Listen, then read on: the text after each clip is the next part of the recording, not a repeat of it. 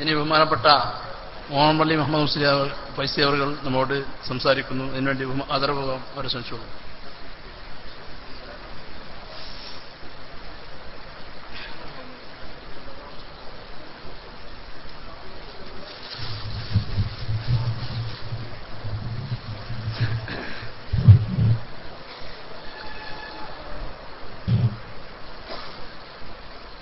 السلام عليكم ورحمة الله وبركاته.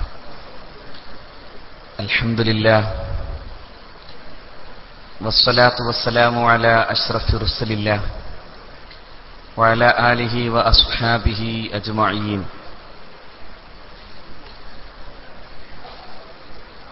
അഭിനന്ദനായ സുന്നി യുവജന സംഘം സംസ്ഥാന സെക്രട്ടറിയും അഹ്ലുസുന്നത്തി വൽ ജമാഅയുടെ ആശയ പോരാട്ട രംഗത്ത് നമ്മുടെ ഏറെ മാർഗദീപവുമായിട്ടുള്ള ബഹുമാന്യനായ അബ്ദുൽ ഹമീദ് ഫൈലി അമ്പലക്കടവ്, ഇബാദിന്റെ സംസ്ഥാന കൺവീനറും ദഅ്വാ പ്രവർത്തന രംഗത്ത് ഒരു മാർഗദീപമായ ബഹുമാന്യനായ ആസിഫ് ദാരിമി, വേദിയിലുള്ള പണ്ഡിതന്മാർ, സ്നേഹധന്യരായ സമസ്ത കേരള ജംഇയ്യത്തുൽ ഉലമയുടെയും അതിന്റെ പോഷക ഘടകങ്ങളുടെയുമെല്ലാം നേതാക്കൾ, പ്രവർത്തകർ, അസ്സലാമു അലൈക്കും വറഹ്മത്തുള്ളാഹി വബറകാതുഹു. വളരെ വിശദമായി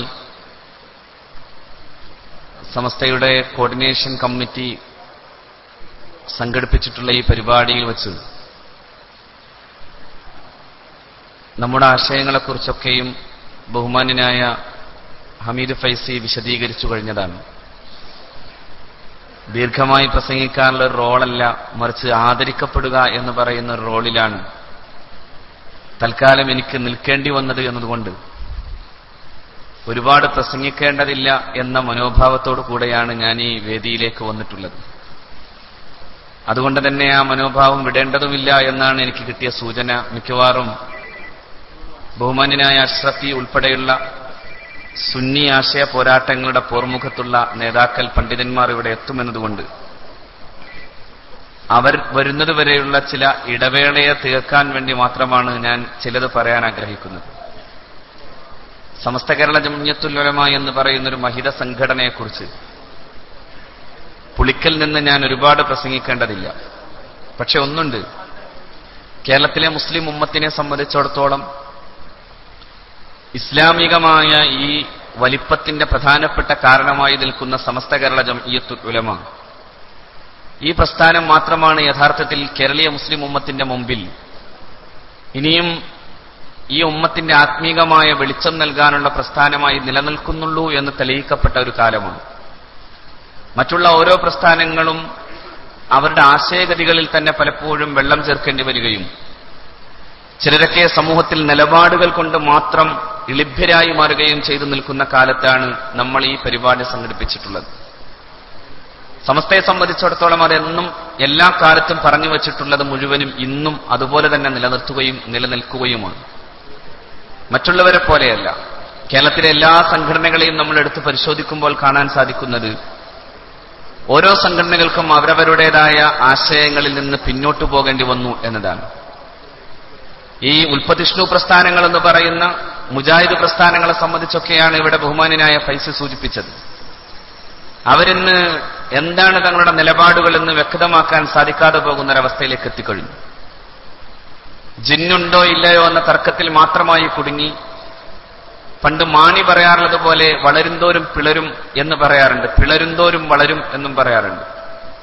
അതുപോലെ നിരന്തരമായി പിളർന്നുകൊണ്ടേയിരിക്കുകയാണ് മുജാഹിദ് പ്രസ്ഥാനം. എത്രയുണ്ട് എന്ന് അവർക്ക് തന്നെ ഔദ്യോഗികമായി പറയാൻ കഴിയുന്നില്ല. കാരണം അവരാകെ ആശയപരമായി അവരുന്നയിച്ചു വന്നിട്ടുള്ള തൗഹീദും ശിർക്കും ശരിയായിരുന്നില്ല എന്ന് തെളിയിക്കുന്ന വിധത്തിലേക്ക് കാര്യങ്ങൾ എത്തിക്കഴിഞ്ഞു. അവർ നേരത്തെ പറഞ്ഞിരുന്നത് മുഴുവനും ഇസ്ലാമിക പ്രമാണങ്ങൾ കൊണ്ട് തെളിയിക്കാൻ സാധിക്കാതെ പോയി. ഗൾഫിലുള്ള സലഫികളും കേരളത്തിലുള്ള സലഫികളും തമ്മിലുള്ള ഏറ്റുമുട്ടലുകൾ നാം കണ്ടു. അതായത് ഗൾഫിലെ സലഫികളുടെ ആശയത്തോട് യോജിപ്പിക്കാനും യോജിപ്പിക്കാതിരിക്കാനും വേണ്ടിയുള്ള ശ്രമങ്ങൾക്കിടയിലാണ് മുജാഹിദ് പ്രസ്ഥാനം ആദ്യമായി പിളർന്നത്. പിന്നെ കണ്ടത് നിരന്തരമായ ആ പിളർപ്പുകളുടെ ചരിത്രം തന്നെയാണ്. എന്തു ചെയ്യണമെന്നറിയാത്ത വിധം ആശയപരമായ ഒരു പാപ്പരത്വത്തിലേക്ക് അവരെത്തിപ്പോയി. ഞാൻ പറയുന്നത് ജിന്നുകൾ എന്ന് പറയുന്നതിന് ഒരു കാലത്ത് നിഷേധിച്ചവരായിരുന്നു ഇവർ. ജിന്നുണ്ടോ എന്ന് ചോദിച്ചാൽ ജിന്നുണ്ട്, പക്ഷെ അത് നമ്മൾ പറയുന്നത് പോലെ ഒരു അഭൗതികമായ വസ്തുവാണെന്നോ കാണാൻ പറ്റാത്തതാണെന്നോ ഒന്നുമല്ലായിരുന്നു അവർ പറഞ്ഞിരുന്നത്. മറിച്ച് ജിന്നുകൾ എന്ന് പറഞ്ഞാൽ അവർ വളരെ നന്നായി വ്യാഖ്യാനം ചെയ്തിരുന്നത് അത് അപരിഷ്കൃതരായ ആളുകളാണെന്നാണ്, ജനങ്ങളാണെന്നാണ്. അതായത് നമ്മുടെ നാട്ടിലെ ആദിവാസികളൊക്കെ ജിന്നുകളും അത്യാവശ്യം വസ്ത്രം ധരിച്ച് നടക്കാനുള്ള സംസ്കാരമുള്ളവരൊക്കെ മനുഷ്യരും ആണ് എന്ന് പറയുന്ന ഒരവസ്ഥയിലായിരുന്നു ആദ്യകാലങ്ങളിൽ അവർ വ്യാഖ്യാനം കൊടുത്തിരുന്നത്. അതുകൊണ്ടാണ് ചില ഹദീത്തുകളും ചില ദുആകളുമൊക്കെ വളരെ മോശമായ വ്യാഖ്യാനങ്ങൾ നൽകിയിരുന്നു മുജാഹിദ് പ്രസ്ഥാനവും അതുപോലെ തന്നെ ഉൽപ്പതിഷ്ണുക്കളും. ഞാനൊരു ഉദാഹരണം പറയാം. നമ്മൾ നാട്ടിലൊക്കെ സാധാരണ അഷ്റഫുൽ ഖൽഖ് സല്ലല്ലാഹു അലൈഹി വസല്ലം പഠിപ്പിച്ച പ്രകാരം തന്നെ സാധാരണ ടോയ്ലറ്റിലേക്ക് കടക്കുമ്പോൾ മുഅ്മിനീങ്ങളായ ആളുകളൊക്കെയും ദുആ ചെയ്യാറുള്ള ദുആയാണ് അല്ലാഹുമ്മ ഇന്നി അഊദു ബിക മിനൽ ഖുബ്സി വൽ ഖബായിസ് എന്ന് പറയുന്ന ദുആ. അല്ലാഹുവേ, ആൺ ചെകുത്തന്മാരിൽ നിന്നും പെൺ ചെകുത്താന്മാരിൽ നിന്നും നിന്നെക്കൊണ്ട് ഞാൻ കാവൽ തേടുന്നു എന്നാണ് യഥാർത്ഥത്തിൽ അതിന്റെ അർത്ഥം. അതായത് പെൺ പിശാചുക്കളും ആൺ പിശാചുക്കളുമായവരിൽ നിന്ന് കാവൽ തേടുന്നു എന്നാണ് സാധാരണഗതിയിൽ നമ്മുടെ ആളുകൾ, സത്യവിശ്വാസികൾ, സുന്നി പണ്ഡിതന്മാർ പഠിപ്പിച്ചു തന്ന പ്രകാരം നമ്മൾ മനസ്സിലാക്കിയത് അങ്ങനെയാണ്. പക്ഷെ ഇവരങ്ങനെയല്ല പറഞ്ഞു പോയത്. ഇവരിൽ ചിലർ പറഞ്ഞത് ആൺ കൊതുകുകളിൽ നിന്നും പെൺ കൊതുകുകളിൽ നിന്നും പടച്ചവനെ കാക്കണേ എന്നാണ്. യഥാർത്ഥത്തിൽ ആൺ കൊതുകുകൾ എന്ന് പറയുന്നൊരു, നിങ്ങൾ ആലോചിച്ച് നോക്കണം, ആൺ കൊതുകുകൾ യഥാർത്ഥത്തിൽ ശല്യക്കാരെയല്ല. ആൺ കൊതുകുകളുടെ ബയോളജി എന്ന് പറയുന്നത് തന്നെ ആൺ കൊതുകുകൾ നമ്മുടെ നാട്ടിൽ, നമ്മുടെ വീട്ടിന്റെ തൊടിയിലൊക്കെയും ഉണ്ടാകാറുണ്ട്. അവ ആ സസ്യങ്ങളിൽ നിന്ന് കിട്ടുന്ന ചെറിയ സസ്യങ്ങളുടെ നീര് വലിച്ചെടുത്ത് മാത്രം ജീവിക്കുന്നവയാണ്. ഒരിക്കലും അത് മനുഷ്യരെയോ ജന്തുജാലങ്ങളെയോ കൊത്താറില്ല. ജന്തുക്കളുടെ രക്തം കുടിക്കാൻ ബയോളജിക്കലി, അതായത് ജൈവശാസ്ത്രപരമായി അവക്ക് ശേഷിയില്ല എന്നാണ് അതിനർത്ഥം. ആ ആൺകൊതുകുകൾ കൊണ്ട് യാതൊരു ശല്യവുമില്ല. അതേസമയം പെൺകൊതുകുകൾ മാത്രമാണ് ശല്യക്കാരായിട്ടുള്ളത്. എവിടെയും ഉള്ളതുപോലെ പെണ്ണുങ്ങളാണ് രക്തം കുടിക്കുന്നത് എന്നത് ശാസ്ത്രീയമായി നാം മനസ്സിലാക്കുമ്പോൾ ഇവിടെ ഇവർ പ്രാർത്ഥിച്ചുകൊണ്ടേയിരുന്നത് പടച്ചവനെ 2 കൊതുകുകളിൽ നിന്ന് ഞങ്ങളെ രക്ഷപ്പെടുത്തണേ എന്നാണ്. പക്ഷെ ഇപ്പോ അവരൊക്കെ പറഞ്ഞു തുടങ്ങി പെൺ പിശാചും ആൺ പിശാചുക്കളും എന്ന് പറയാൻ തുടങ്ങിയിരിക്കും. നിങ്ങൾ ആലോചിക്കണം, ഖുർആൻ കൃത്യവും സ്ഥിരവുമായി നിലനിർത്തിയിട്ടുള്ള ഒരു ആശയത്തെയാണ് ഒരു കാലത്ത് ഇവർ ചോദ്യം ചെയ്തത്. ഇവരതിനെയാണ് ഏറ്റവും കൂടുതൽ തങ്ങളുടേതായ ചില പരിഷ്കരണവാദങ്ങൾ കൊണ്ട് എതിർക്കാൻ ശ്രമിച്ചത്. ചില കാര്യങ്ങൾ അഭൗതികമായി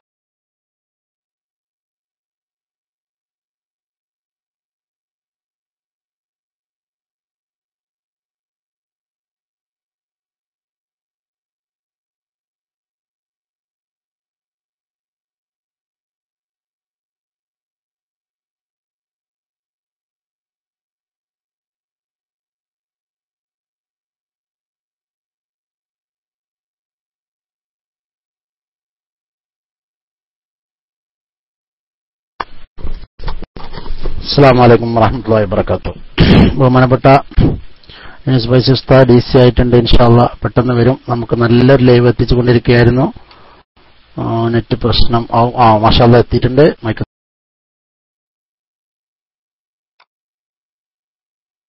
നമ്മുടെ നാട്ടിലെ ചില ഉൽപ്പതിഷ്ണുക്കൾ അവരതിന് വ്യാഖ്യാനം കൊടുത്തത് ഗോത്രവർഗക്കാരിയായ പെണ്ണ് അവരുടെ ആളുകളോട് പറഞ്ഞു എന്നായിരുന്നു. ഞാൻ ചോദിക്കട്ടെ, അങ്ങനെയാണെങ്കിൽ എന്താ ഉണ്ടാവുക? അതായത് സുലൈമാൻ നബി അലൈഹി സ്വലാത്തു വസ്സലാമും അദ്ദേഹത്തിന്റെ സൈന്യങ്ങളും ഈ ഗോത്രവർഗക്കാരി പെണ്ണ് പറയുന്നത് പോലെ അവരുടെ ആളുകളെ മുഴുവൻ ചവിട്ടി മരിക്കുക എന്ന് പറഞ്ഞാൽ അറബിയിൽ തന്നെ ചവിട്ടുക എന്ന പ്രയോഗത്തിന് മറ്റൊരർത്ഥമുണ്ട്. അതോടൊപ്പം തന്നെ നമ്മുടെ നാട്ടിലും ആ അർത്ഥം പലപ്പോഴും അങ്ങനെ തന്നെ അറിയപ്പെടാറുമുണ്ട്. അങ്ങനെ ഒരു അർത്ഥത്തിലാണ് അതിനെ വ്യാഖ്യാനിക്കുന്നതെങ്കിൽ ആരാകണം സുലൈമാൻ നബിയും, ആരായിരിക്കണം സുലൈമാൻ നബിയുടെ കൂടെയുള്ള സ്മാരന്മാരായ അവരുടെ സൈനികാംഗങ്ങളും? അപ്പൊ അത്തരത്തിൽ വളരെ വഷളായ ഒരു തരത്തിലേക്കാണ് ആ വ്യാഖ്യാനം പോകുന്നത് പോലും. അതിനുശേഷമോ മഹാനായ സുലൈമാൻ നബി അലൈഹി സ്വലാത്തു വസ്സലാം അത് കേട്ടപ്പോ സുലൈമാൻ നബി അലൈഹി സ്വലാത്തു വസ്സലാം ഫതബസ്സമ ലാഹിക്കൻ, സുലൈമാൻ നബി ഒന്ന് ചിരിച്ചു നിന്നു എന്നാണ് പരിശുദ്ധ ഖുർആൻ പറയുന്നത്. അവിടെ ഇങ്ങനെ കൃത്യമായി വ്യാഖ്യാനിച്ചാൽ ഖുർആൻ പറഞ്ഞ പ്രകാരവും അത് പ്രകാരമുള്ള വ്യാഖ്യാനം നേരെ എടുത്താൽ നമുക്ക് കാര്യം വ്യക്തമാണ്. എന്താണത്? മഹാനായ സുലൈമാൻ നബി അലൈഹി സ്വലാത്തു വസ്സലാം വരുമ്പോ അവിടെ ഉണ്ടായിരുന്ന ഉറുമ്പിന്റെ റാണിയാകുന്ന ആ ഉറുമ്പ് തന്റെ കൂടെയുള്ളവരോട് എത്രയും പെട്ടെന്ന് നിങ്ങളുടെ ഭവനങ്ങളിലേക്ക് കടന്നോളണം, ഇല്ലെങ്കിൽ നിങ്ങളെ ചവിട്ടിമെതിച്ച് മഹാനായ സയ്യിദുനാ സുലൈമാൻ നബി അലൈഹി സ്വലാത്തു വസ്സലാമിന്റെ സൈനികാംഗങ്ങൾ പോകുന്ന അവസ്ഥയുണ്ടാകും. അവരറിയില്ല നിങ്ങളെ ചതച്ചരിച്ച് അവരുടെ കുതിരകളുടെ കുളമ്പുകൾ നിങ്ങളെ ചതച്ചരിച്ചു പോകും എന്നായിരുന്നു സുലൈമാൻ നബി അലൈഹി സ്വലാത്തു വസ്സലാമിന്റെ മുമ്പിൽ പറഞ്ഞത്. അതെത്ര രസകരമാണ്. ആധുനിക ശാസ്ത്രം ഇന്ന് പറയുന്നു ഈ ഉറുമ്പുകൾക്ക് അവരുടെ കമ്മ്യൂണിക്കേഷൻ ഉണ്ട്. ഈ ഉറുമ്പുകൾ അതിന്റെ റാണി പറയുന്നത് അതിന്റെ അനുയായികൾ മുഴുവൻ കേൾക്കുന്നുണ്ട്. ആധുനിക ശാസ്ത്രപ്രകാരം ഈ ഉറുമ്പുൻ കൂട്ടം ഒരു പരിധിവരെ പറഞ്ഞാൽ മനുഷ്യരെ പോലെ കുടുംബങ്ങളായി ജീവിക്കുന്നവരാണെന്നാണ്. അവരെവിടെയെങ്കിലും ആഹാരമുണ്ടെങ്കിൽ ആഹാരം തേടിപ്പോകാൻ ഈ കമ്മ്യൂണിക്കേഷൻ ഉപയോഗിക്കാറുണ്ട്. ആ ആഹാരം കൊണ്ടുവരുന്നതിൽ ഈ കമ്മ്യൂണിക്കേഷൻ ഉപയോഗിക്കാറുണ്ട്. അവരുടെ കുടുംബം പോലെ അവരുടെ വീടുകൾ ഉണ്ടാക്കുകയും അവിടെ ഈ ഭക്ഷണം ശേഖരിക്കുകയും ചെയ്യാറുണ്ട്. ചില പ്രത്യേക കാലങ്ങളിൽ ഭക്ഷണം ഇല്ലാതെ പോകുന്ന കാലങ്ങൾക്ക് നേരെ അത് കൃത്യമായി മനസ്സിലാക്കി അതിനു മുമ്പ് തന്നെ അവരുടെ വീടുകളിൽ അത് ശേഖരിക്കുകയും ചെയ്യുന്നു എന്നാണ് ശാസ്ത്രീയമായ കണ്ടെത്തലുകൾ നടത്തുന്നത്.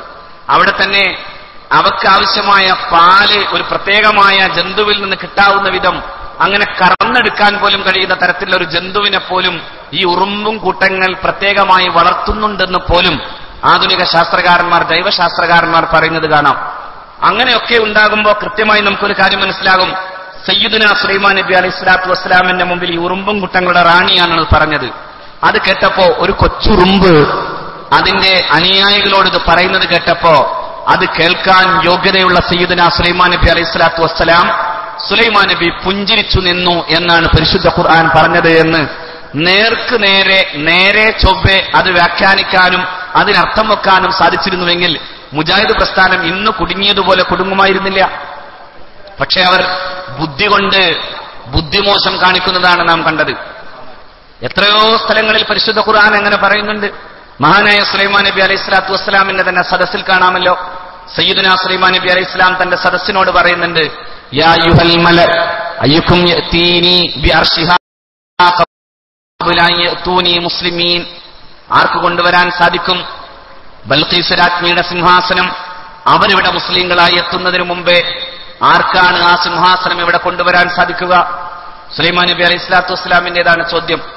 പലസ്തീനിലാണ് സുലൈമാൻ നബി അലൈഹി സ്വലാത്തു വസ്സലാമിന്റെ രാജസദസ്. മഹാനവറുകളുടെ സിംഹാസനത്തിൽ ആസനസ്ഥനായി സുലൈമാൻ നബി അലൈഹി സ്വലാത്തു വസ്സലാം തന്റെ ഈ സദസ്സിനോട് ചോദിക്കുകയാണ്, യാ അയ്യുഹൽ മല, പ്രഗത്ഭരായ സദസ്യരെ, നിങ്ങളിൽ ആർക്കാണ് ബൽഖീസ് രാജ്ഞി ഇവിടെ എത്തുന്നതിന് മുമ്പ് അവരുടെ പരിവാര സമേതം ഇവിടെ എത്തുന്നതിന് മുമ്പ് അവരുടെ സിംഹാസനം ഇവിടെ എത്തിക്കാൻ ആർക്കാണ് സാധ്യമാവുക എന്നാണ് സുലൈമാൻ നബി അലൈഹി ഇസ്ലാമിന്റെ ചോദ്യം. അവിടെ നാം മനസ്സിലാക്കേണ്ടത് സുലൈമാൻ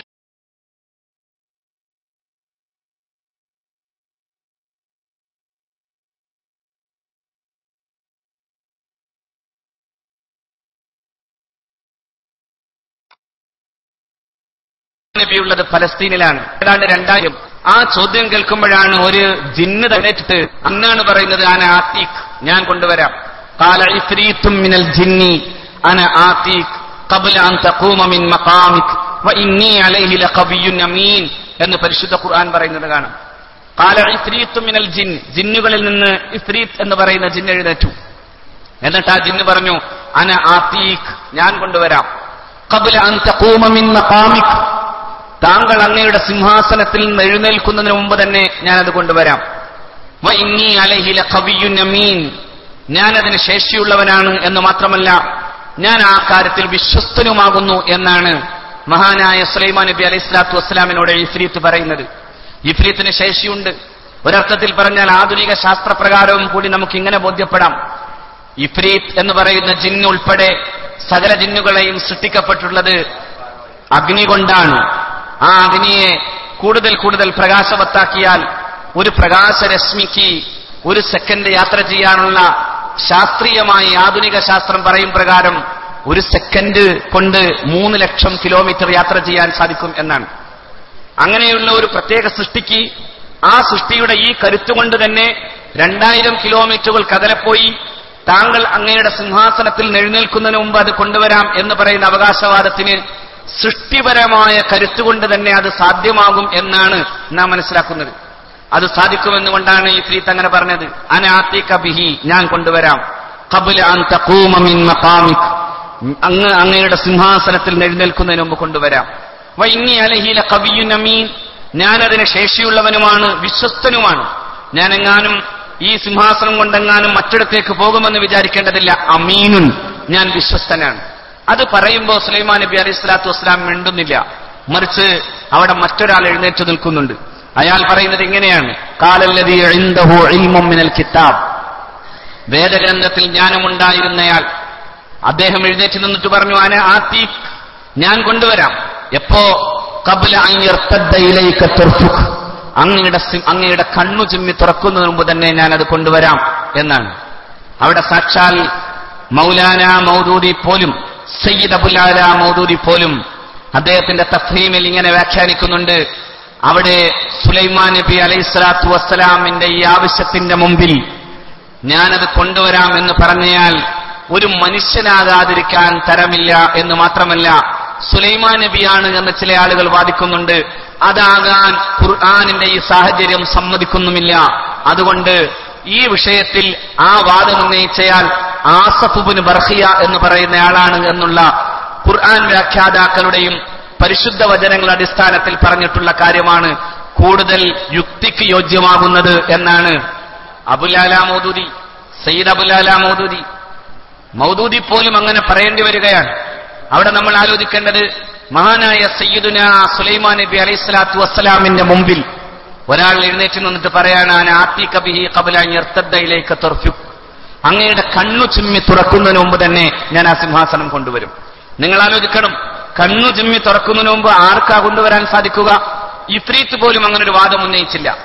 പക്ഷേ അവിടെ അള്ളാഹുവിന്റെ പ്രവാചകർ സല്ലല്ലാഹു അലൈഹി വസല്ലമ തങ്ങൾ പറയുന്നത്, ആ വാദം ഉന്നയിച്ചാൽ ഒരു മനുഷ്യനാണ്, ആലിമാണ്, വലിയാണ്, അള്ളാഹുവിന്റെ പരിശുദ്ധമായ ഇസ്മിൽ ജ്ഞാനമുണ്ടായിരുന്ന, ഇസ്മുൽ ആലം അറിയാമായിരുന്ന മഹാനായ ആസഫ് റളിയല്ലാഹു അൻഹു ആണ്.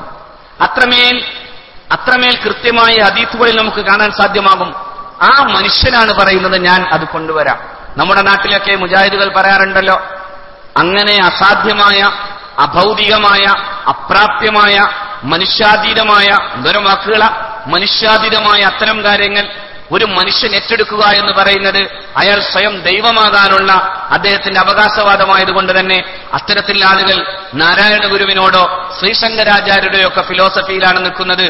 നമ്മളത് അംഗീകരിക്കുന്നില്ല എന്ന് പറയുന്നിടത്ത് വളരെ കൃത്യമായി ഇവിടെ നാം മനസ്സിലാക്കണം, ഇവിടെ സുലൈമാൻ നബി അലൈഹി സ്വലാത്തു വസ്സലാമിന്റെ സദസ്സിൽ നിന്നാണ് മഹാനായ ആസഫ് ഈ വാദം ഉന്നയിക്കുന്നത്. അസാധ്യമെന്ന് നേർക്കുനേരെ പറയാൻ സാധിക്കുന്ന ഒരു വാദം ഏതാണത്? അന ആതീക ബിഹി ഖബ്ല അൻ യർതദ്ദ ഇലൈക തുർഫുക, അങ്ങയുടെ കണ്ണു ചിമ്മി തുറക്കുന്നതിന് മുമ്പ് തന്നെ ഞാനത് കൊണ്ടുവരും. 4000 കിലോമീറ്ററുകൾ, 2000 കിലോമീറ്ററുകൾക്കകലെ 4000 സംവത്സരങ്ങൾക്ക് മുമ്പ് അങ്ങനെ ഒരു സിംഹാസനം കൊണ്ടുവരാൻ സാധ്യമാകുന്ന ഏതെങ്കിലും സാങ്കേതിക വിദ്യകൾ അന്നുണ്ടായിരുന്നില്ലെന്ന് മാത്രമല്ല, ഇന്ന് പോലും അത്രയും കിലോമീറ്ററുകൾക്കകലെ നിന്ന് അങ്ങനെ ഒരു സിംഹാസനം കൊണ്ടുവരാനുള്ള സാങ്കേതിക വിദ്യ ആർജിച്ചെടുത്തിട്ടില്ല മനുഷ്യൻ എന്ന് വരുന്നിടത്ത് ഞാനത് കൊണ്ടുവരാം എന്നൊരു വാദം ഉന്നയിക്കുന്നയാൾ ഒന്നുകിൽ സ്വയം ദൈവമാണെന്ന് ഇവർ പറയണം, അല്ലെങ്കിൽ അങ്ങനെ ഒരു വാദം ഉന്നയിച്ചത് ദൈവത്തിന് മാത്രം പറ്റിയ പണിയല്ല, അള്ളാഹുവിന്റെ മഹാരഥന്മാരായ ആരിഫീങ്ങൾക്കും ആ വാദം ഉന്നയിക്കാം എന്ന് തെളിയിക്കപ്പെടേണ്ടി വരും. അങ്ങനെ വരുമ്പോ സയ്യിദുന മഹാനായ മുഹിയുദ്ദീൻ ശൈഖ് റളിയല്ലാഹു അൻഹുവിനെ പോലെയുള്ള മഹാരഥന്മാർ കുപ്പിക്കകത്തുള്ളതിനെ കാണും പോലെ ഞാൻ കാണുമെന്ന് പറഞ്ഞതിനെ മറ്റേത് തരത്തിലാണ് വ്യാഖ്യാനിക്കേണ്ടത്? അസാധ്യമായൊരു സംഭവമെന്ന് പ്രത്യക്ഷത്തിൽ തോന്നാവുന്ന ഒരു കാര്യമാണ് സുലൈമാൻ നബി അലൈഹി സ്വലാത്തു വസ്സലാമിന്റെ മുമ്പിൽ നടക്കാൻ പോകുന്നത്. ഒന്നുകിൽ സുലൈമാൻ നബി പറയേണ്ടത് എന്താ? ആ വാദം നിരർത്ഥകമാണ്, അതുകൊണ്ട് തൽക്കാലം അമ്മാതിരി വാദം നീ ഉന്നയിക്കാൻ പാടില്ലായിരുന്നു, മനുഷ്യനെന്ന നിലയിൽ നിനക്ക് സാധ്യമായത് മാത്രമേ നീ പറയാമായിരുന്നുള്ളൂ. അവിടെ അള്ളാഹുവിന്റെ അനുവാദത്തോടെയെന്നോ അള്ളാഹുവിന്റെ ഖുദ്റത്തോടെയെന്നോ ഒന്നും പറയാതെയാണ് ആസഫിന് ബർഖിയ ഈ വാദം ഉന്നയിക്കുന്നത്. മഹാനായ ഈസ നബി അലൈഹി സ്വലാത്തു വസ്സലാം പറയുന്നിടത്ത് ബി ഇതിനില്ല പറയാറുണ്ട്, ബി ഖുദ്റത്തില്ല പറയാറുണ്ട്, ഇതൊന്നും പറഞ്ഞിട്ടില്ല. ആതീക ബിഹി ഖബ്ല അൻ യർതദ്ദ ഇലൈക തുർഫുക, അങ്ങയുടെ കണ്ണ് ചിമ്മി തുറന്നാൽ മതി, ഞാൻ ആ വസ്തു ഇവിടെ കൊണ്ടുവരും അങ്ങനെയാ പറയുന്നത്. അവിടെ സുലൈമാൻ നബിക്ക് അങ്ങനെ ഒരു വാദം പറയാമായിരുന്നില്ലേ? എതിരഭിപ്രായം എനിക്ക് സംശയം തോന്നുന്നുണ്ട്, ചോദിക്കാണ്, അങ്ങനെ ഒരു അഭിപ്രായം പറയാമായിരുന്നില്ലേ? സുലൈമാൻ നബി പറഞ്ഞില്ല. എന്നാൽ ചുരുങ്ങിയ പക്ഷം അത്തരമൊരു അപകടകരമായ വാദം കൊണ്ടുവന്ന ആസഫ് ഇബ്നു ബർഖിയയുടെ വാദത്തെ തൽക്കാലം ചരിത്രത്തിൽ എവിടെയും കൊടുക്കാതെ പരിശുദ്ധ ഖുർആനെങ്കിലും അത് മൂടിവെക്കാമായിരുന്നില്ലേ? അള്ളാഹുവിനെങ്കിലും അത് മൂടിവെക്കാമെന്നത് ഈ ശിർക്ക് റിസർച്ച് ചെയ്യുന്ന ആളുകൾ ഒരു കാര്യം ആലോചിക്കണ്ടേ? മഹാനായ സയ്യിദുനാ സുലൈമാൻ നബി അലൈഹി സ്വലാത്തു വസ്സലാമിന്റെ മുമ്പിൽ അങ്ങനെ ഒരു വാദം വന്നു. സുലൈമാൻ നബി അലൈഹി സ്വലാത്തു വസ്സലാം ആ വാദത്തിന് യാതൊന്നും പറയുന്നില്ലെന്ന് മാത്രമല്ല, മറിച്ച് ഖുർആൻ പറയുന്നത് ഫലമ്മാ റആഹു മുസ്തഖിറൻ ഇൻദഹു, തന്റെ തൊട്ടുമുമ്പിൽ ആ സിംഹാസനം കണ്ടപ്പോ സുലൈമാൻ നബി അലൈഹി സ്വലാത്തു വസ്സലാം പറഞ്ഞു, ഹാദാ മിൻ ഫദ്ലി റബ്ബി, ഇതെന്റെ രക്ഷിതാവിന്റെ ഔദാര്യാണ്, ഇതെന്റെ റബ്ബിന്റെ ഔദാര്യാണ്. ഇവിടെയൊക്കെ നടന്ന് ഈ ഗവേഷണം നടത്തുന്ന ആളുകൾ ഈ ആയത്തിലേക്ക് മാത്രം ഒന്ന് കണ്ണോടിച്ചാൽ ഒരുപാട് പറയാനുണ്ട്. മനുഷ്യനതീതമായൊരു കാര്യത്തെക്കുറിച്ച് മനുഷ്യനെ സ്വയം അവകാശവാദം ഉന്നയിക്കാനാകുമോ? മനുഷ്യാതീതമായൊരു കാര്യത്തെക്കുറിച്ച് ഒരു മനുഷ്യന് സഹായം തേടാനാകുമോ? മനുഷ്യനല്ലാത്ത മറ്റുള്ളവരോട് സഹായം നേടാനാകും? ഈ ആയത്തിനെ കൃത്യമായി ഒന്ന് വിശകലനം ചെയ്താൽ ഈ വിഷയ സംബന്ധമായി ഒരുപാട് കാര്യങ്ങളെ നമുക്ക് വെളിച്ചത്ത് കൊണ്ടുവരാൻ സാധിക്കും. ഞാൻ പറഞ്ഞു വന്നത്, ഈ കാര്യങ്ങളിലൊക്കെ സ്വന്തം ബുദ്ധി ഉപയോഗിച്ച് മറ്റുള്ള മഹാന്മാരായ മുൻഗാമികളുടെ പാരമ്പര്യത്തോടുള്ള വീക്ഷണങ്ങളെയും വിശകലനങ്ങളെയും വ്യാഖ്യാനങ്ങളെയും മുഴുവനും മാറ്റിവെച്ച് അവനവന്റെ ബുദ്ധി മാത്രം ഉപയോഗിച്ച് വച്ചിട്ടുള്ള മുജാഹിദ് പ്രസ്ഥാനത്തിന് സംഭവിച്ചു പോയ ജീർണതയുടെയും അവർക്ക് സംഭവിച്ചു പോയ പാപ്പരത്വത്തിന്റെയും കഥകളാണ് ഇന്ന് കേരളീയ മുസ്ലിം ഉമ്മത്തിന്റെ മുമ്പിലുള്ളത്. അതേപോലെ തന്നെയാണ് മറ്റൊരു പ്രസ്ഥാനം ജമാഅത്തെ ഇസ്ലാമി. നിങ്ങൾ ആലോചിച്ച് നോക്കൂ, ജമാഅത്തെ ഇസ്ലാമിയെ സംബന്ധിച്ചിടത്തോളം അവർ ഒരു കാലത്ത് പറഞ്ഞിരുന്നത്, ഇന്ത്യ മഹാരാജ്യത്തിന്റെ ഭരണം, ആ ഭരണം നമ്മുടെ കയ്യിലാകുന്നതുവരെ, അതായത് ഇസ്ലാമികമായി വരുന്നതുവരെ, ഹുക്കുമത്തുൽ ഇസ്ലാം ഉണ്ടാകുന്നതുവരെ നാം ഈ ഭരണങ്ങളുമായി യാതൊരു തരത്തിലും സഹകരിക്കാൻ പാടില്ല എന്നാണ്. ഒരു കാലത്ത് അങ്ങനെ വാദങ്ങൾ നിലനിന്നു എന്നതുകൊണ്ട് തന്നെയാണ് അവർക്കിടയിൽ ഉദ്യോഗരംഗങ്ങളിലേക്ക് പോകാൻ പോലും മടിച്ചു നിന്നിരുന്നു പലരുമെന്ന് പിന്നീട് അവർക്കിടയിൽ നിന്ന് പുറത്തു വന്നവർ സ്വന്തം അതിന്റെ വേദനകളെക്കുറിച്ച് പുറത്തെഴുതിയതിന്റെ പുസ്തകങ്ങൾ നമുക്ക് ലഭ്യമാണ്. ഓ അബ്ദുള്ളയെ പോലെയുള്ളവർ അവർ പറഞ്ഞു, ഞങ്ങൾ ഉദ്യോഗങ്ങളിലേക്ക് പോകാതിരുന്നതിന്റെ കാരണം ഇന്ത്യ രാജ്യത്തിന്റെ ഔദ്യോഗികമായ കാര്യങ്ങളിൽ ഇടപെടാൻ പാടില്ല എന്ന ജമാഅത്തിന്റെ തീരുമാനമായിരുന്നു. ജനാധിപത്യത്തെ അങ്ങനെ പുൽകാൻ പാടില്ല എന്ന് പറയുന്ന ജമാഅത്തിന്റെ തീരുമാനമായിരുന്നു. ഈ രാജ്യത്തിന്റെ രാഷ്ട്രീയവും ഈ രാജ്യത്തിന്റെ ജനാധിപത്യത്തെയും സ്വീകരിക്കാൻ പാടില്ല എന്ന് പറയുന്ന ജമാഅത്തിന്റെ തീരുമാനം ഇപ്പോഴെന്തായി? വെൽഫെയർ പാർട്ടിയിലാണ്. ഒരു വെൽഫെയർ ഇല്ലാത്തൊരു പാർട്ടിയിൽ കൂടിയിരിക്കുകയാണ്. അതിന്റെ പേരിൽ ഇങ്ങനെ നടക്കുകയാണ്. ഇപ്പോ ജനാധിപത്യം ഹലാലായത് എന്തുകൊണ്ട് 40 കൊല്ലങ്ങൾക്ക് മുമ്പ് ഈ ജനാധിപത്യം ഹറാമായിരുന്നു എന്നവർക്ക് പറയാൻ സാധിക്കണം. ഇപ്പോൾ അവർക്ക് ജനാധിപത്യത്തിന്റെയും ഇന്ത്യയുടെയും മതേതരത്വത്തെയും ഹലാലാക്കുക മാത്രമല്ല, അതിന്റെ ഏറ്റവും വലിയ അപ്പോസ്തലന്മാരായി മാറുകയും ചെയ്തു. നമ്മുടെ നാട്ടിലുണ്ടായ ചില വിവാദങ്ങളുമായി ബന്ധപ്പെട്ട് പറയാൻ, ഈ ഇരത്തിലെ നിയമങ്ങൾ ഈ നാട്ടിലെ എല്ലാ വിഭാഗം ജനങ്ങൾക്കും ഉചിതമാകുന്ന വിധം ഏറ്റവും മനോഹരമായി വിഭാവന ചെയ്തതാണ് ഇന്ത്യയുടെ ഭരണഘടന. നമ്മുടെ രാജ്യത്തിന്റെ ഭരണഘടനയുടെ പ്രത്യേകതയും അതാണ്. ഈ നാട്ടിലെ എല്ലാ വിഭാഗങ്ങൾക്കും അവരവരുടേതായ മതവിശ്വാസങ്ങൾ അനുസരിച്ച് ജീവിക്കാൻ സാധ്യമാകും. എന്നാൽ അതോടൊപ്പം തന്നെ ഈ രാജ്യത്തിന്റെ ഭരണഘടനാ വിശാരദന്മാർ കൃത്യമായൊരു കാര്യം പറഞ്ഞു, ഈ നാട്ടിലെ ന്യൂനപക്ഷങ്ങൾക്ക് അവരുടെ അവകാശങ്ങളും അവരുടെ വിശ്വാസങ്ങളും നിലനിർത്തി മുന്നോട്ട് പോകാൻ സാധിക്കും എന്നാണ്. അവിടെയൊക്കെ നമ്മുടെ രാജ്യത്തിന്റെ ഭരണഘടന വിശദമായി തന്നെ വ്യാഖ്യാനിച്ചു. If there is any minority culture which wants to preserve its culture, script and language, the state shall not impose upon it any culture which may be locals or otherwise എന്ന് പറയുന്നുണ്ട്. ഈ രാജ്യത്ത് ഒരു ന്യൂനപക്ഷ സംസ്കാരം അവരുടെ ഭാഷയും സംസ്കാരവും നിലനിർത്താൻ ആഗ്രഹിച്ചാൽ രാഷ്ട്രം അവർക്കുമേൽ മറ്റൊന്ന് അടിച്ചേൽപ്പിക്കാൻ പാടില്ല എന്നാണ്. ഞാൻ പറയുന്നത്, അങ്ങനെ വിശദമായി നമ്മുടെ ഭരണഘടന തന്നെ കൃത്യമായി ചർച്ച ചെയ്യുകയും ചിലപ്പോഴൊക്കെ ഈ ഭരണഘടനയെ വ്യാഖ്യാനിക്കേണ്ട ഇന്ത്യയുടെ പരമോന്നത നീതിപീഠം ഈ വിഷയകമായി അങ്ങനെ തന്നെ വ്യാഖ്യാനിക്കുകയും ചെയ്തത് നാം ഒരുപാട് ഉദാഹരിക്കാൻ സാധ്യമാകും. എന്നാൽ അതിന്റെ ഭാഗമായിട്ടായിരുന്നു ഇന്ത്യയിലെ മുസ്ലിങ്ങൾക്കും ഇന്ത്യയിലെ ഹിന്ദുക്കൾക്കും ഇന്ത്യയിലെ ജൈനനും ഇന്ത്യയിലെ ബുദ്ധനും ഇന്ത്യയിലെ ക്രൈസ്തവനും ഇന്ത്യയിലെ എല്ലാ വിഭാഗം മതങ്ങൾക്കും അവരവരുടേതായ വ്യക്തി നിയമം അനുസരിച്ച് ജീവിക്കാൻ സാധ്യമാകുന്ന വ്യക്തി നിയമങ്ങൾ, ഓരോ വ്യക്തി നിയമങ്ങളും ഉണ്ടായി. ഹിന്ദു പേഴ്സണൽ ലോ ഉണ്ട്. ചില ആളുകൾ പറഞ്ഞു കേട്ടാൽ ആകെ മുസ്ലിം പേഴ്സണൽ ലോ മാത്രമേ ഉള്ളൂ എന്ന് തോന്നിപ്പോകും. അങ്ങനെയല്ല, ഹിന്ദു പേഴ്സണൽ ലോ ഉണ്ട്, ക്രിസ്ത്യൻ പേഴ്സണൽ ലോ ഉണ്ട്, അതുപോലെ തന്നെ മുസ്ലിം പേഴ്സണൽ ലോയും ഉണ്ട്. ഒരു ക്രിസ്ത്യാനി അദ്ദേഹത്തിന്റെ മരണാനന്തര സ്വത്ത് വീതം വക്കലുമായി ബന്ധപ്പെട്ട് തർക്കം വന്നാൽ ക്രിസ്ത്യൻ പേഴ്സണൽ ലോയിലേക്ക് പോകും. ക്രിസ്ത്യൻ ഇൻഹെറിറ്റൻസ് ലോ, ക്രിസ്ത്യൻ അനന്തരാവകാശ നിയമങ്ങൾ, ഭേദഗതി ചെയ്യപ്പെട്ട അനന്തരാവകാശ നിയമങ്ങളുമായി ബന്ധപ്പെട്ടു പോകും. ഹിന്ദു ലോ അതിന്റെ പിന്നാലെ പോകണം. സ്വാഭാവികമായും മുസ്ലിങ്ങളെ സംബന്ധിച്ചിടത്തോളവും അവരുടെ വിവാഹം, അവരുടെ വിവാഹാനന്തര ചടങ്ങുകൾ, അവരുടെ സ്വത്തുമായി ബന്ധപ്പെട്ട് നിൽക്കുന്ന വഖഫ് പോലെയുള്ള ഒരുപാട് കാര്യങ്ങൾ അതെല്ലാം ഉണ്ടല്ലോ. അതുകൊണ്ടാണല്ലോ നമ്മളിപ്പോ വഖഫിന്റെ ബന്ധപ്പെട്ടൊരു കാര്യവുമായി ബന്ധപ്പെട്ട് നിൽക്കുന്നത് പോലും. അപ്പോ മുസ്ലിങ്ങൾക്ക് മുസ്ലിങ്ങളുടേതായ വിശ്വാസ ആചാരാനുഷ്ഠാനങ്ങളുടെ കാര്യത്തിൽ പ്രത്യേകം നിയമം ഈ രാജ്യത്തുണ്ട്. അതിന്റെ ഭാഗമായി മുസ്ലിങ്ങളുടെ വിവാഹ വിഷയങ്ങളിലും അത് തന്നെയുണ്ട്.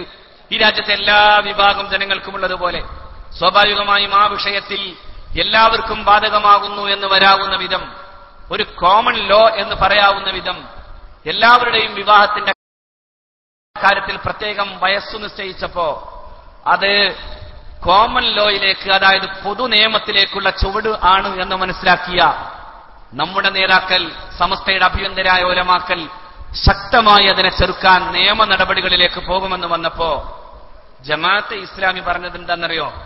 ഇന്ത്യ മഹാരാജ്യത്തിന്റെ നിയമത്തെയും ആ നിയമമുണ്ടാക്കി വെച്ച ജനാധിപത്യത്തെയും നാം മാനിക്കാതെ പോകാൻ പറ്റുമോ എന്നായിരുന്നു ജമാഅത്തെ ഇസ്ലാമിയുടെ വലിയ നേതാക്കളൊക്കെ പ്രസംഗിച്ചു നടന്നത്. എപ്പോഴാ ഇവർക്ക് ഈ ജനാധിപത്യം ഉണ്ടായത്?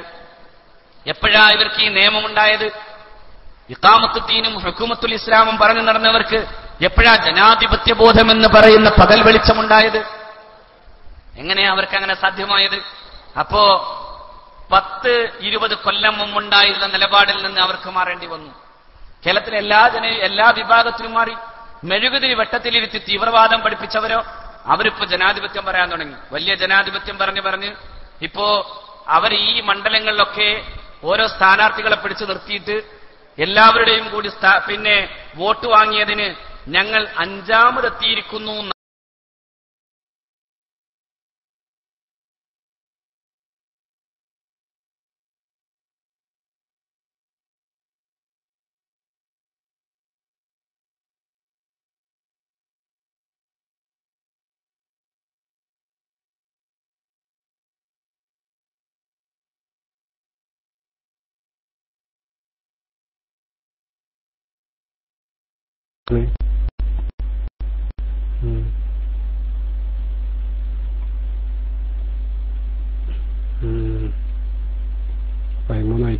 മരുന്നടക്കം 15,000 പറഞ്ഞേ.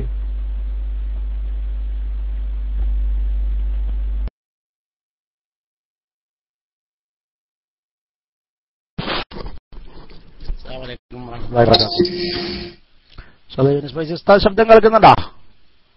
DC ആയിട്ടുണ്ട്. ഓക്കെ, ഇൻഷാല്ലാ വരും. DC ആയിട്ടുണ്ട്, ഓഫ്ലൈനിൽ പോയിട്ടുണ്ട്. പെട്ടെന്ന് മൈക്ക് ചാടരുത് സുഹൃത്തുക്കളെ. ഇൻഷാല്ലാ വരും. നല്ലൊരു ലൈവായിരുന്നു. ആളുകള്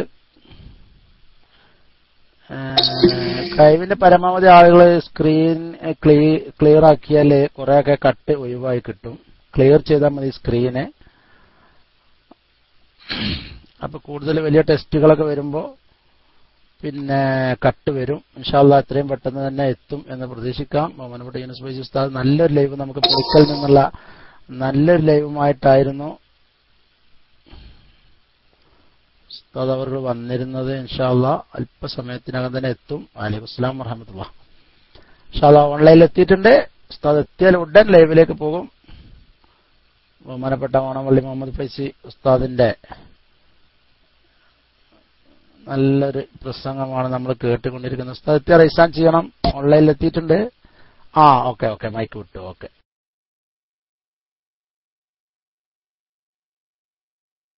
ഭാരതന്മാരായ പണ്ഡിതന്മാരെ ആക്ഷേപിച്ച് പുറത്തു വന്നയാൾക്ക് എല്ലാവിധ സപ്പോർട്ടും കൊടുത്തത് യഥാർത്ഥത്തിൽ സമസ്ത കേരള ജംഇയ്യത്തുൽ ഉലമക്ക് എതിരെ എന്ന് മാത്രമല്ല, പിന്നെ മുസ്ലിം ഉമ്മത്തിന് തന്നെ എതിരായിട്ടുള്ള മുസ്ലിം വിരുദ്ധ പക്ഷമാണ്. എല്ലാ കാലത്തും മുസ്ലിം വിരുദ്ധ പക്ഷത്തിന് എപ്പോഴും അവരവരുടേതായ മാധ്യമങ്ങളുണ്ട്. ഞാൻ പറയാം, AP അബൂബക്കർ മുസ്ലിയാർ സമസ്തയിൽ നിന്ന് പുറത്തുപോയപ്പോ കേരളത്തിലെ വളരെ പ്രധാനപ്പെട്ട ഒരു മുത്തശ്ശി പത്രം അവരുടെ മാനേജ്മെന്റ് ബോഡി കൂടിയിട്ട് ആലോചിച്ചത് ഇനി AP അബൂബക്കർ മുസ്ലിയാരെ നമ്മൾ കാര്യമായി പുകഴ്ത്തി വലുതാക്കി പറയണം എന്നായിരുന്നു. എന്തിനാ അത്? അതേ പത്രം തന്നെയാണ് മുക്കം ഓർഫനേജുമായി ബന്ധപ്പെട്ട പ്രശ്നത്തെ ഊതി വീർപ്പിച്ച് ഒരു മെറിറ്റുമില്ലാത്ത വാർത്തകൾ പോലും ഈ സമൂഹത്തിൽ കൊടുക്കാൻ തീരുമാനിച്ച് ഈ സമുദായത്തിന് നേരെ ഒരു യുദ്ധം പ്രഖ്യാപിച്ച പോലെ നിന്നത് ആ പത്രമാണ്. ഞാൻ പറയുന്നു, ഇനി ഞങ്ങൾക്ക് അത്തരം പത്രങ്ങൾ വേണ്ട. ഞങ്ങൾക്ക് വേണ്ടി ഒരു പത്രം ഓഗസ്റ്റ് 1 പുറത്തിറങ്ങാനുണ്ട്. ഈ സമുദായവും സമൂഹവും കാത്തിരിക്കുന്ന സുപ്രഭാതം വരാനിരിക്കുന്നു. അതുകൊണ്ട് അത്തരം പത്രങ്ങൾക്ക് 90 വയസ്സും 100 വയസ്സും കഴിഞ്ഞാൽ മുത്തശ്ശിമാരിരിക്കുന്ന ഒരു കസേര ഇട്ടുകൊടുക്കാൻ കേരളത്തിലെ സമൂഹം തയ്യാറാണ്. അതുകൊണ്ട് അതിനങ്ങനെ തന്നെ കാണാനാണ് നമ്മളും തയ്യാറാകുന്നത്. ആ പത്രം എത്ര മോശമായിട്ടാണ് ഈ സമുദായത്തിലെ വിഷയങ്ങളെ ഏറ്റെടുത്തത്. അതേസമയം മറ്റു പല സമുദായങ്ങളുണ്ടായ പ്രശ്നങ്ങൾ ആ പത്രം കണ്ടില്ല പോലും, കാണാതെ പോയി. ഒരു മഠത്തിലുണ്ടായിത്തീരുന്ന കൊലപാതകം, 20 കൊല്ലം ആ മഠത്തിൽ ജീവിച്ച ഒരു വിദേശിയായ സ്ത്രീക്ക് സംഭവിച്ചു പോയ ദുരന്തം അവര് തന്നെ തുറന്നെഴുതിയിട്ട് പോലും ഹോളി ഹെൽ എന്ന് പറയുന്ന പുസ്തകം എഴുതി, വിശുദ്ധ നരകം.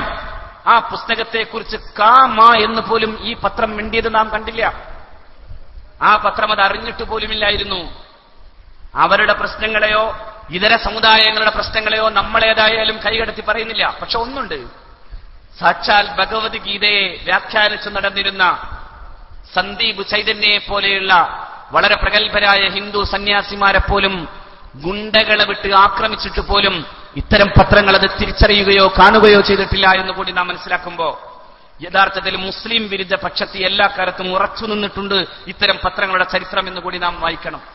ആ പത്രത്തിന്റെ തീരുമാനമായിരുന്നു AP അബൂബക്കർ മുസ്ലിയാരെ കാര്യമായി നമ്മളൊന്ന് പൊക്കിക്കൊണ്ടുവരണം. അപ്പൊ തന്നെ നമുക്കറിയാം എന്തുകൊണ്ടാണ് AP ഇത്രയേറെ വാർത്താ പ്രാധാന്യം നേടിയത്. അതേ സ്വഭാവം തന്നെയാണ് അങ്ങകല ഇസ്രായേലും എടുത്തത്. കേരളത്തിലെ മുസ്ലിം ഉമ്മത്ത് എന്തൊക്കെ പറഞ്ഞാലും കണ്ണിയത്ത് ഉസ്താദിനെയും ഷംസുലമയെയും എതിർത്ത ഒരു സമൂഹത്തെ അംഗീകരിക്കില്ല എന്ന് ബോധ്യമായി. നല്ലൊരു ഇസ്രായേലി ബുദ്ധിയാണ് അതിന് വന്നത്. എന്താ, അവരെ ഒന്നും അംഗീകരിച്ചില്ലെങ്കിലും അവർക്കൊക്കെ എതിരെ പറഞ്ഞാലും കാന്തപുരം AP അബൂബക്കർ മുസ്ലിയാർ അള്ളാഹുവിന്റെ പ്രവാചകന്റെ അടുത്തയാളാണ് എന്ന് സ്ഥാപിക്കാൻ കൃത്യമായ വിദേശ ഗൂഢാലോചന നടന്നു. അതിനുവേണ്ടി ചില സ്വപ്നകഥകൾ തന്നെ മെനഞ്ഞു. ആ സ്വപ്നകഥകളൊക്കെ നിങ്ങൾ കേട്ടതാണല്ലോ. ഞാൻ അതിൽ ഒരു സ്വപ്നകഥയെ വല്ലാതെ പറയാറുണ്ട്. അതിൽ പ്രധാനപ്പെട്ട സ്വപ്നകഥയാണ് അഷ്റഫുൽ ഖൽഖ് സ്വല്ലല്ലാഹു അലൈഹി വസല്ലമ തങ്ങളുടെ പരിശുദ്ധമായ സാന്നിധ്യത്തിൽ അവിടുത്തെ സിയാറത്ത് ചെയ്യാൻ വേണ്ടി ഒരു മുസ്ലിയാർ ചെന്ന് നിൽക്കുന്നു. അദ്ദേഹം അവിടെ ചെല്ലുമ്പോൾ വലിയ തിരക്ക്.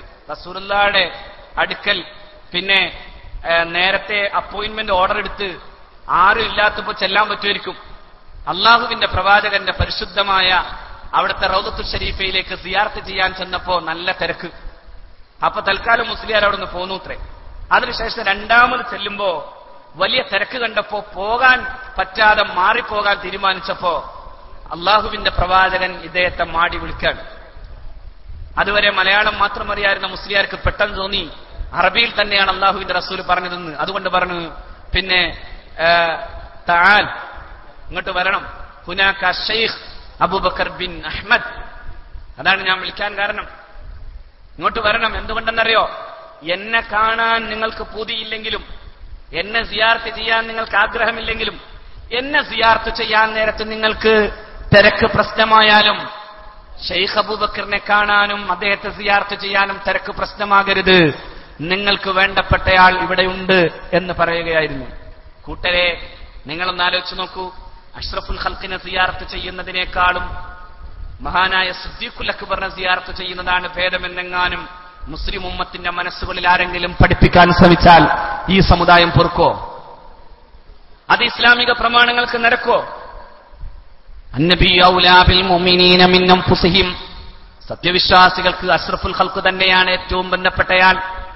വഅസ്വാജുഹു ഉമ്മഹാത്തുഹും, അവിടുത്തെ പ്രിയപ്പെട്ടവർ, അവിടുത്തെ പ്രിയതമകൾ ഈ ഉമ്മത്തിലെ ഉമ്മമാരാണെന്ന് പഠിപ്പിക്കപ്പെട്ട ഈ സമുദായത്തിന് എങ്ങനെയാണ് നബി തിരുമേനിക്ക് മുമ്പിൽ മറ്റൊരാളെ പ്രതിഷ്ഠിക്കാൻ സാധിക്കുക? എന്നിട്ട് പറയാ, ഷെയ്ഖ് അബൂബക്കർ ഉള്ളത് കൊണ്ടാണ് നിങ്ങളോട് വരാൻ പറഞ്ഞത്. ആരാ പറയുന്നത്? റസൂലുള്ളാഹ്. തലക്ക് വെളിവില്ലാത്തൊരുത്തൻ പ്രസംഗിച്ചാൽ തലക്ക് വെളിവില്ലാത്തവൻ എന്ന രൂപത്തിൽ നമുക്കതിനെ കാണാമായിരുന്നു. പക്ഷെ ഉത്തരവാദിത്തപ്പെട്ടു എന്ന് പറയപ്പെടുന്ന അങ്ങനെ ഒരു സംഘടനയുടെ പബ്ലിഷിംഗ് വിഭാഗത്തിൽ നിന്ന് തന്നെ അത് പബ്ലിഷ് ചെയ്തു വരുമ്പോ എനിക്കൊരു ചോദ്യം ചോദിക്കേണ്ടി വരും. അലൈസ മിൻകും റജുലുൻ റഷീദ്, കൂട്ടത്തിൽ പാകമുള്ള ഏതെങ്കിലും ഒരുത്തനുണ്ടായിരുന്നോ? ആ ചോദ്യം വേറെ പല കാര്യങ്ങൾക്കും ചോദിക്കാൻ മാത്രം യോഗ്യമായ ആയത്താണ്. മഹാനായ സയ്യിദുനാ ലൂത്ത് നബി അലൈഹി സ്വലാത്തു വസ്സലാം ആ ചോദ്യം ചോദിച്ചത് മറ്റു ചിലരെ നോക്കിയാണ്. ആ ചോദ്യം അങ്ങോട്ട് ചോദിക്കാൻ ഒരുപാടുണ്ട് അവിടെ എന്ന് നമുക്കറിയാമെങ്കിൽ കൂടി എന്റെ സംസ്കാരം കൊണ്ട് ഞാൻ ആ വിഷയത്തിലേക്ക് പോകുന്നില്ല. എന്നാലും അല്ലാത്തൊരു ചോദ്യം ഈ ആയത്ത് കൊണ്ട് ചോദിക്കാമായിരുന്നില്ലേ? അലൈസ മിൻകും റജുലുൻ റഷീദ്, കൂട്ടത്തിൽ എന്തെങ്കിലും തലക്ക് വെളിവുള്ള ഒരുത്തൻ, എന്നിട്ടിത് ഇങ്ങനെ പറഞ്ഞു നടക്കാൻ. എ പി ഉസ്താദിന്റെ മഹത്വം എന്തിനാ ഇത്? ഇത് പുണ്യനബിയേക്കാൾ വലുതാണ് എ പി എന്ന് പറയുന്ന തരത്തിലേക്ക് ഈ സമുദായത്തിന്റെ മുമ്പിൽ കൊണ്ടുവരണം. കാള വാല് പൊക്കിയാൽ നമുക്കൊരു കാര്യം മനസ്സിലാകും, അത് കൃത്യമായി മനസ്സിലാകും. അതുകൊണ്ട് തന്നെ ഈ സ്വപ്നകഥകൾ ഇങ്ങനെ പറഞ്ഞ് അവസാനം ഇതാ വരുന്നു മുടി. ആ മുടിയുടെ സംഭവവികാസങ്ങളാണ് കേരളീയ മുസ്ലിം ഉമ്മത്ത് കണ്ടതും കേട്ടതും. അവസാനം അതിന് തുമ്പില്ലാതെ വരുന്നു എന്ന് വന്നപ്പോ, അത് വിശദീകരിക്കാൻ അഷ്റഫിയുടെ ഉണ്ട് എന്നതുകൊണ്ടാണ് ഞാൻ നിർത്തുന്നത്. അതിന് തുമ്പില്ല എന്ന് വന്നപ്പോഴാണ് ഒരു പാത്രം. ആ പാത്രത്തിലൂടെ സമുദായം ഒരു കാര്യം മനസ്സിലാക്കി, ഈ പാത്രം ജാര സംഘടനയായ മൊസാദ് ആവിഷ്കരിച്ച പദ്ധതികളുടെ അടയാളമാണ്. ഈ പാത്രം ജൂതജാര സംഘടനയായ മൊസാദ് ആവിഷ്കരിച്ചു നടപ്പിലാക്കിയ പദ്ധതിയുടെ അടയാളമാണ്. എന്തുകൊണ്ടെന്നാൽ ഈ പാത്രവും ഈ മുടിയും ഇതുപോലെ ചെന്നിട്ടുള്ള ഒരു സ്ഥലം ചെച്ചനിലാണ്. ചെച്ചനിലെ റമദാൻ ഖദ്റോവ് എന്ന് പറയുന്ന ചെച്ചന്റെ പ്രസിഡന്റ് ചെച്ചനിലെ ഇസ്ലാമിക മുന്നേറ്റത്തെ മുഴുവനും ചോരയിൽ മുക്കിക്കൊന്ന സാമ്രാജ്യത്തിന്റെ പിണിയാളാണ്. ആ കാലഘട്ടം നമ്മൾ ആലോചിക്കണം.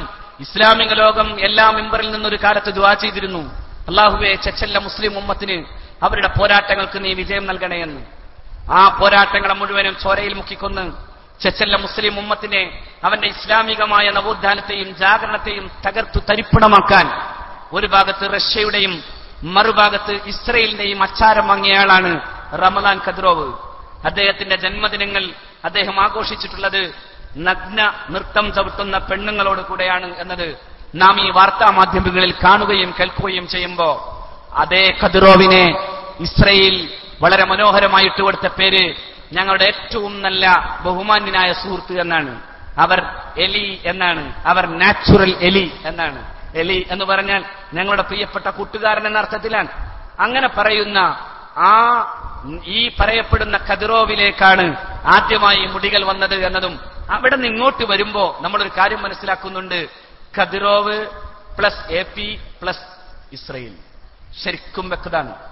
അതിന്റെ വ്യക്തതയാണ് കേരളത്തിലെ മുസ്ലിം ഉമ്മത്തിന്റെ നവോത്ഥാനം സമസ്തയാണ് നയിച്ചത് എന്ന ബോധ്യമുള്ള ആഗോളാടിസ്ഥാനത്തിൽ അത് മനസ്സിലാക്കിയ ഇസ്രയേൽ പോലെയുള്ള ആഗോള സാമ്രാജ്യത്വം ഈ സമുദായത്തിന്റെ വിശ്വാസങ്ങളെ തകർക്കാൻ നടത്തിയ ഗൂഢപദ്ധതിയാണ് സമസ്തയുടെ ചുണക്കുട്ടികൾ പിടിച്ചു നിർത്തി ആ തട്ടിപ്പിനെ വ്യക്തമാക്കി മനസ്സിലാക്കുകയും ഈ സമുദായത്തെ ബോധ്യപ്പെടുത്തുകയും ചെയ്തത്. അതുകൊണ്ടാണ് വന്ന വഴി പോയത്. അതുകൊണ്ട് പരിശുദ്ധ സമസ്ത കേരള ജംഇയ്യത്തുൽ ഉലമയുടെയും അതിന്റെ വിദ്യാർത്ഥി പ്രസ്ഥാനമായ സമസ്ത കേരള സുന്നി വിദ്യാർത്ഥി ഫെഡറേഷൻ അതിന്റെ ഒരു ഉപവിങ്ങായിട്ടാണ് ഇസ്തിഖാമ എന്ന പേരിൽ ബഹുമാന്യനായ അഷ്റഫി ജനറൽ, പിന്നെ ആ വിഭാഗത്തിന്റെ തന്നെ നേതൃത്വം വഹിക്കുന്ന സെക്രട്ടറിയാണ്. അവരുടെ നേതൃത്വത്തിൽ കേരളത്തിലെ ഇസ്ലാമിക ആദർശ പോരാട്ടങ്ങളിൽ ഒരു പോർമുഖം തന്നെ സമസ്ത കേരള സുന്നി വിദ്യാർത്ഥി ഫെഡറേഷൻ തുറന്നു കഴിഞ്ഞു.